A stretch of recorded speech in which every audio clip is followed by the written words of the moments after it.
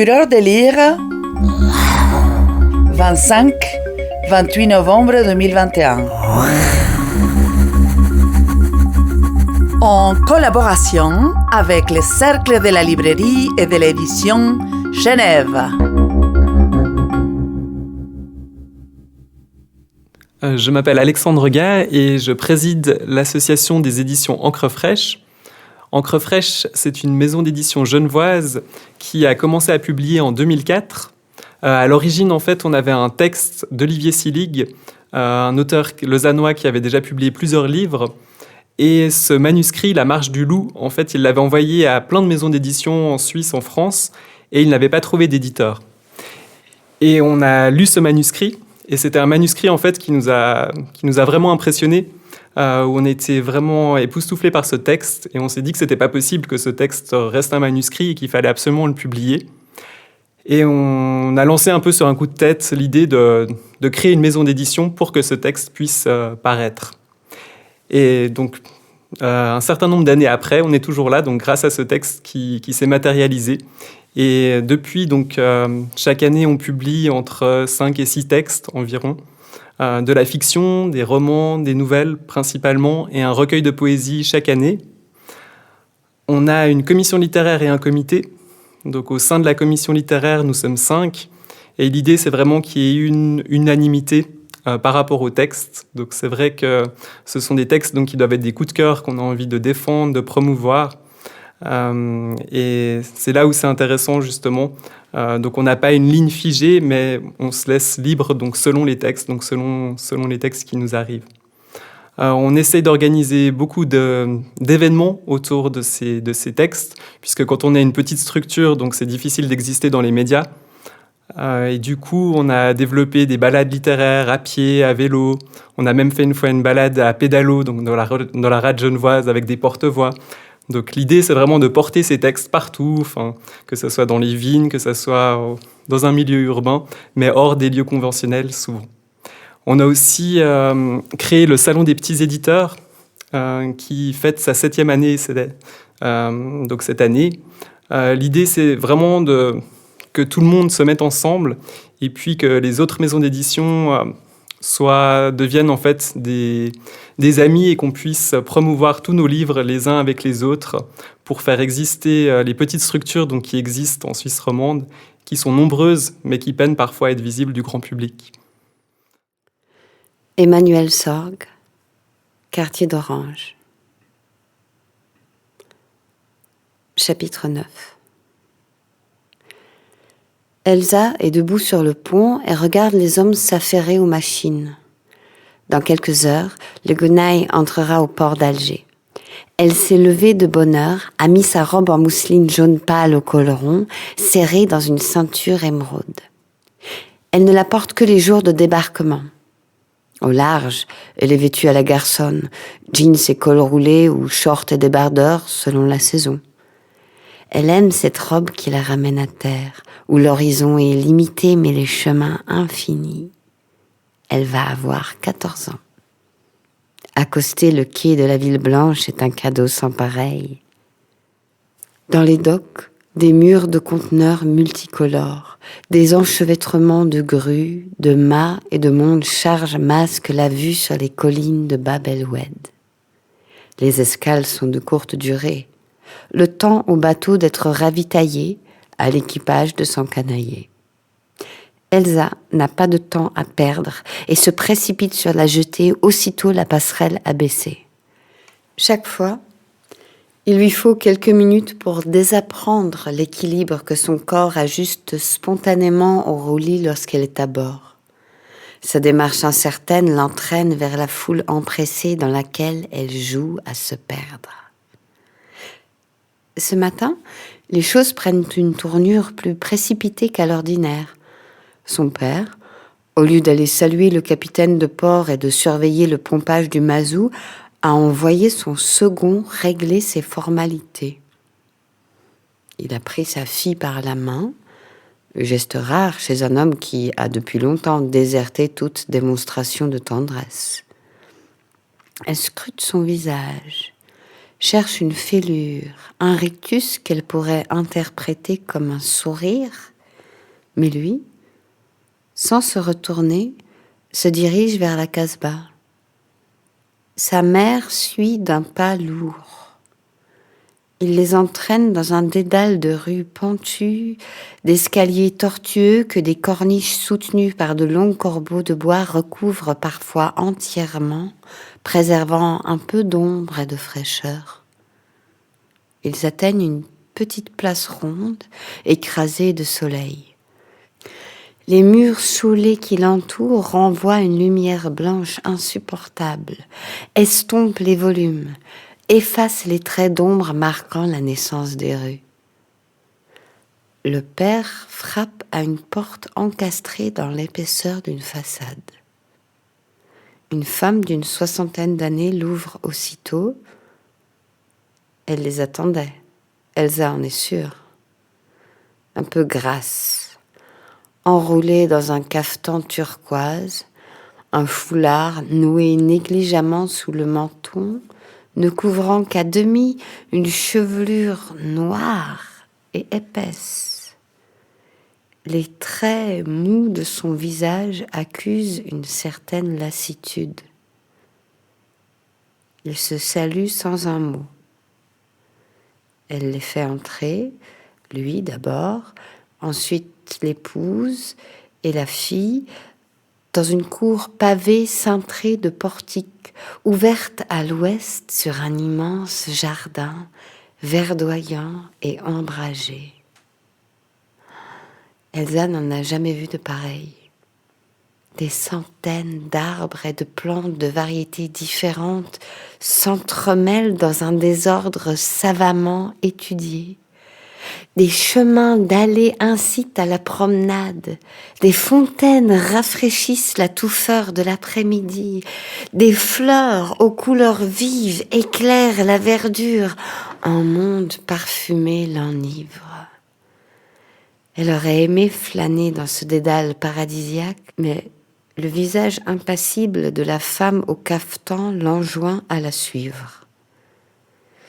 Elle les conduit dans une pièce sombre, tapissée de mosaïques en faïence turquoise, et les fait asseoir sur des poufs en cuir autour d'une table basse sur laquelle du thé de menthe brûlant fume dans des petits verres peints.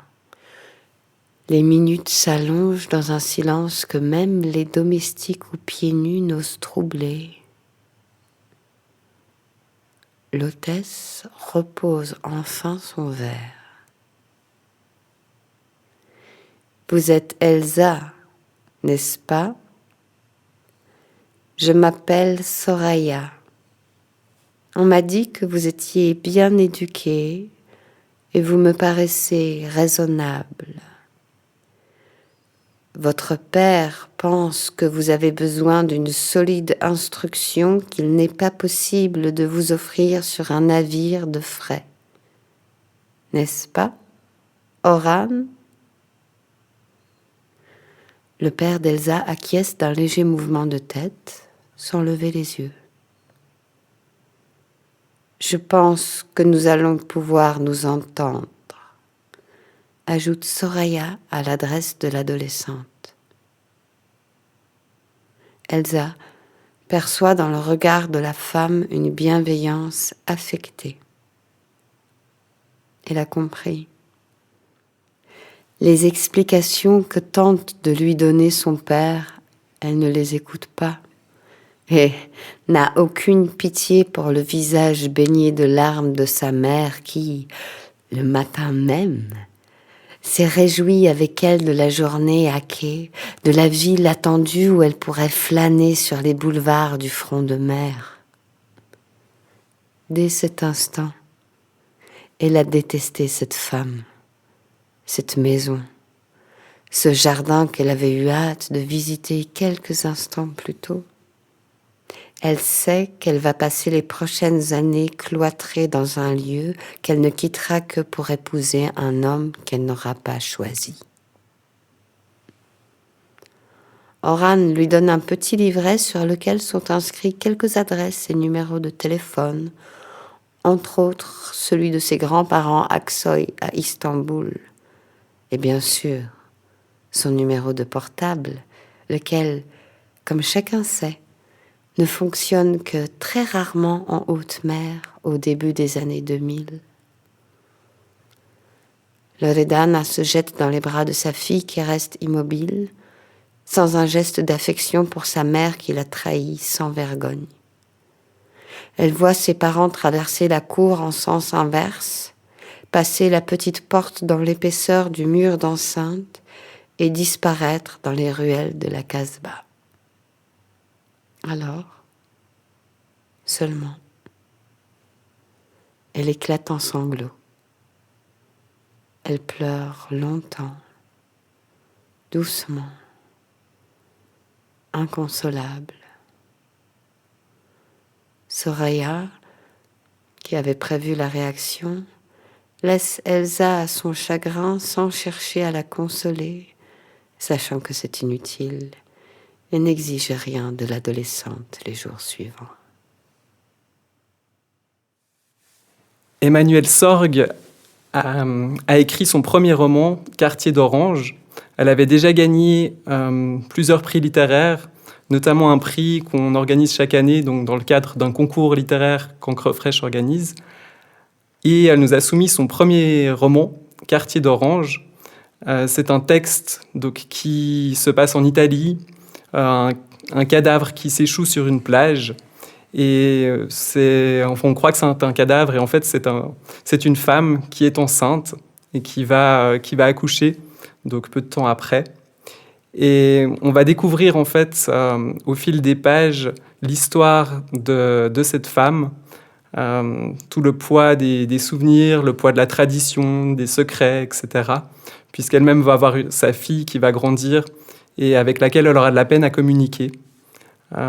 Et c'est un texte très intimiste comme ça, un peu impressionniste, qui se construit par petites touches, avec une langue très poétique, donc dans lequel on a plaisir justement à se laisser porter. Sagama de Marie Baird. Quelque part sur la Méditerranée, lundi 4 août 2014. Tu pourrais faire un effort, Frédéric, m'a dit mon épouse ce soir. Tout le monde n'a certes pas ton éloquence, mais ce serait quand même plus agréable si tu t'exprimais un minimum au lieu de rester toujours si distant. Il fait beau, nous avons la chance de voyager sur un magnifique paquebot en présence de vacanciers sociables. Les gens sont tous très sympas. Il y a quelques années, j'aurais sans doute rétorqué abruptement à ma femme qu'à en juger par le vacarme ambiant, mon silence n'empêchait personne de s'exprimer, et que l'épuisement des ressources, qui mobilisait en permanence l'attention générale, commençait manifestement à s'étendre au sujet de conversation eux-mêmes. Mais après 30 ans de mariage, j'ai appris à laisser aux reproches de l'autre tout l'espace qu'il requiert à grands cris, en renonçant à y répondre. Après tout, nous nous sommes embarqués sur ce polluant navire dans l'espoir de rendre à Monique sa constance et sa sérénité, ce qui, chez elle, passe notamment par des logorrhées accablantes. Elle n'est malheureusement pas la seule passagère atteinte d'incontinence verbale.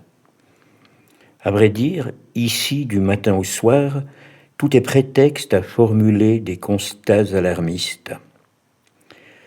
Le menu du jour, du poisson sans doute intoxiqué par des déchets radioactifs dont l'espèce est mise en péril par la surpêche, ou une jardinière de légumes biologiques offrant l'opportunité de joutes argumentatives en faveur du véganisme ou contre celui-ci. Les partisans les plus souples, tout en décortiquant méthodiquement une tranche de gigot, excusent leur consommation occasionnelle de produits animaux par une attitude parcimonieuse et concernée, ou par la nécessité diplomatique de ne pas s'isoler en toutes circonstances dans des principes trop contraignants pour leur entourage. Les inconditionnels du bœuf bourguignon se désolent à pleines dents de leur pulsion carnivore, ou les revendique sans retenue en s'identifiant subitement à toute la faune africaine, des ritournelles éclairées comme « les lions chassent les antilopes sans se poser des questions » ou « tous les végétariens souffrent de carences », constituant l'essentiel de leur litanie quotidienne, lorsqu'ils ne défendent pas l'empathie débordante et injustement décriée des éleveurs. Quant aux véganes, ils se divisent plus ou moins en deux groupes. Les plus bruyants d'entre eux sont sans conteste les prosélytes, eux-mêmes divisés en deux sous-groupes. Les rationnels, pour leur part, invoquent à leur régime des causes assez stratégiques. La quantité d'eau nécessaire à cultiver telle céréale visant à nourrir tel quadrupède, la fin prochaine des ressources, l'hygiène alimentaire. Les affectifs, ne supportant pas l'idée de supprimer arbitrairement la vie de créatures innocentes nées pour satisfaire nos plaisirs égoïstes, détaillent jusqu'à vous couper définitivement l'appétit les conditions d'élevage de nos lointains cousins mammifères, leur mise au monde sous l'aveuglante lumière électrique, privés de soleil, arrachés aux soins maternels, puis leur mise à mort abjecte et expéditive. Les mieux renseignés, opposant à ces pratiques les honorables rites ancestraux de je ne sais quelle tribu amérindienne, vouant un culte plein de reconnaissance gloutonne aux animaux abattus avant de les dévorer dans le plus pieux respect. Plus discrets, certains autres se bornent à engloutir un énorme plat de verdure avant de quitter la table sans un mot, fidèles à eux-mêmes, et ne souhaitant pas se lancer dans une bataille perdue d'avance en alimentant la discussion 1000 fois refaite, 1000 fois défaite, que suscite inlassablement leurs convictions, cependant que le monde entier continue de courir à sa perte. Je prends congé en même temps qu'eux, gavé par ces bavardages bien davantage que par le plat du jour ou la perspective du dessert, dont je n'ai même plus envie. Certains animaux dégagent des odeurs nauséabondes pour se protéger. Nombre d'humains se sentent à tel point menacés par l'existence de leurs congénères qu'ils profèrent des idées encore plus fétides que les effluves de la moufette. Il y a quelques représentants de notre espèce que j'aimerais beaucoup voir disparaître sans pour autant éprouver l'instinct de les manger. Monique et moi avons plutôt pour habitude de fréquenter durant l'été de gentilles petites auberges maritimes ou de confortables chalets de montagne. Cette année, Dieu sait pourquoi, sans doute à cause de la malheureuse image du bateau thérapie, l'idée d'une croisière s'est imposée d'elle-même. Je m'étais figuré de chaudes journées au soleil, assis près de ma femme sur une chaise longue dont les vagues faisaient un berceau au mouvement délicieux, un livre de divertissement à la main, mon téléphone coupé, mes patients restés à distance dans un monde refermé comme un ouvrage scientifique ennuyeux, ou tout au moins exigeant une disponibilité d'esprit que je ne souhaitais momentanément accorder à personne. C'est à peu près ainsi que se sont déroulées les premières heures de notre voyage, après quoi il nous a fallu nous rendre à une salle à manger, où force m'a été de constater que les images publicitaires ayant influencé mon choix de croisière avaient habilement occulté la présence massive de covoyageurs moins attractifs que le décor où ils se mouvaient. Les clichés des agences montrent toujours les lieux juste après le passage d'une femme de ménage émérite. Jamais en présence de leurs disgracieux usagers, laissant derrière eux leurs serviettes bardouflées de confiture et une demi-tasse de café refroidi. Je n'avais pas souffert de claustrophobie depuis ma tendre jeunesse. J'ai passé quelques mois difficiles et j'ai cru naïvement pouvoir me retirer dans un rêve qui, une fois devenu réel, avec les multiples inconvénients auxquels le statut de projet m'avait permis d'échapper jusqu'ici, n'offre à vrai dire aucun refuge. C'est en vain que je gravis avec lenteur l'escalier à la recherche d'une plénitude programmée. En vain encore que je somnole sur le pont, écrasé de soleil rouge, croyant me liquéfier pour me dissoudre, enfin dans la fraîcheur maritime. Monique, quant à elle, semble avoir retrouvé tout son aplomb. Chaque matin, elle effectue dans la cabine sa gymnastique orientale dans une sorte de léthargie enthousiaste, tandis que je m'efforce de me rendormir pour écourter un tant soit peu notre séjour en mer. Après quoi il lui arrive de m'apporter mon café au lit avec une tendresse torride et assez insistante qui me rappelle le soleil de l'après-midi sur le pont. Je suis très touché par ces effusions amoureuses, mais je n'ose songer à ce qui arriverait si j'avais l'audace de réclamer, en sus, un ou deux croissants avec du miel, requête qui, elle, doit malheureusement s'en tenir à l'état de fantasme.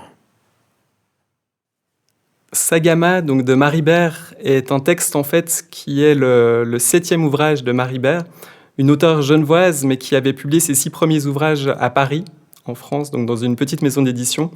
Et pour cet ouvrage, elle avait envie en fait d'avoir un ancrage plus local. Et elle nous a transmis son manuscrit, Sagama, et que notre commission littéraire a découvert vraiment avec un grand plaisir, parce que c'est une jeune auteure, trentenaire, mais qui a un univers très, très puissant, qui a une langue véritablement très minutieuse, mais très, très habile comme ça, pleine de cynisme aussi, et d'humour. Donc Sagama, c'est l'histoire d'un psychiatre, le docteur Wilson, qui écrit son journal intime, et donc cet homme brillant comme ça, très intelligent, bien sous tout rapport a priori, on va finalement voir un peu ses failles au fil de son journal, notamment sa relation avec une jeune patiente, Sagama, qui est une jeune femme complètement libre, indépendante, qui repousse toutes les conventions, toutes les normes. Et à travers sa relation avec cette jeune femme, donc on va découvrir un peu l'envers du décor. Donc un texte très puissant qui nous a vraiment époustouflés. Fureur de lire 2021. Un festival littéraire de la ville de Genève. Organisé par la Maison Rousseau et Littérature.